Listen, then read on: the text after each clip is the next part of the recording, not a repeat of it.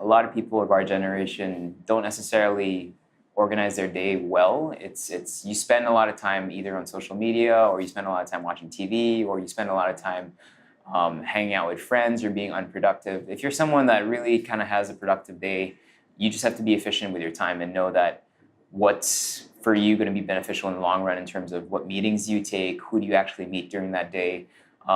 Is today the day you spend with your friends, spend with your family, or it's an actual work day? When you look at a work week, we're actually supposed to be working 5 to 6 days a week, right? So about 44 hours per week. But it depends on how productive and efficient you are with that time. So the more efficient you are, the more you actually do get to spend time with your friends or working out or anything. So I think it's really important to just properly organize your day. Usually Sundays are the days I don't really work that much. The only thing I'll do at night is organize the week ahead, simply because I don't want to start a week stressed by not knowing what I'm going to be doing that week. And then I'll be watching I'll catch up usually on series, things like cheesy like Designated Survivor, Shooter, or Grey's Anatomy, or Riverdale. Really stupid, brainless stuff that I can watch and just kind of veg out in front of. And working out is also one of my downtimes, and that usually happens at least once a day. So it's my time to kind of be alone, focus on what I'm doing, more or less my version of meditation. And I really enjoyed cooking. 30 minutes here, 1 hour there. I consider that downtime as well, just because you're alone in the kitchen and you're doing something you love. Music I listen to on a monthly basis changes. It really depends on what my Spotify tells me to basically listen to, and if I'm putting up, usually I like looking for the restaurants and the bars. I'll look for a lot of new music, make those into playlists, and put those under the accounts of the bars and things, and I'll be listening to that for a month. Success for me is being happy with where you are and where you're going. I feel that you look at success more as a series of small victories rather than a massive goal, overreaching goal that may change or that you may never achieve in your life. So I like having small goals, small victories, small wins that fuel you and kind of just energize you to reach the next level, and do so in a state that you're always positive and happy. A lot. I feel every day there's someone else that I meet or that I see that is inspiring. I don't idolize anybody because today there's just so much content online that there's no way you'll ever see everyone's content.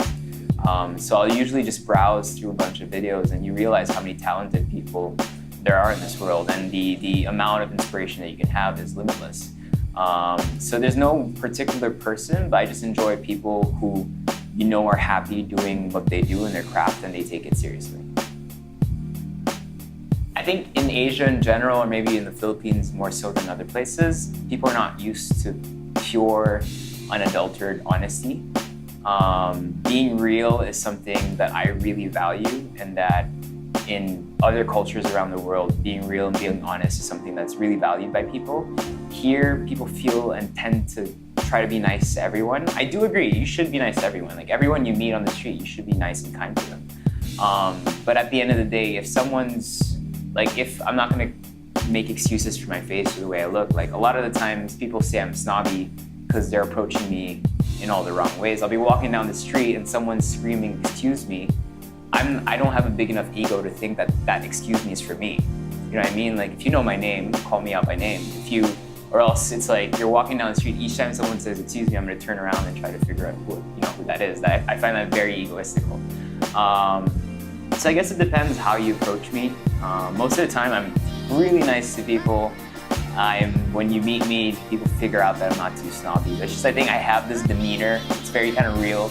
I don't sugarcoat things because I don't feel the need to. It's a waste of time. But if you're someone that is passionate, who wants to talk to me about whether it be food or work or anything like that, and I know you're being real with me, then we're gonna have a good time together. In 3 to 5 years from now, I feel that social media in general will be completely different from what we're seeing today.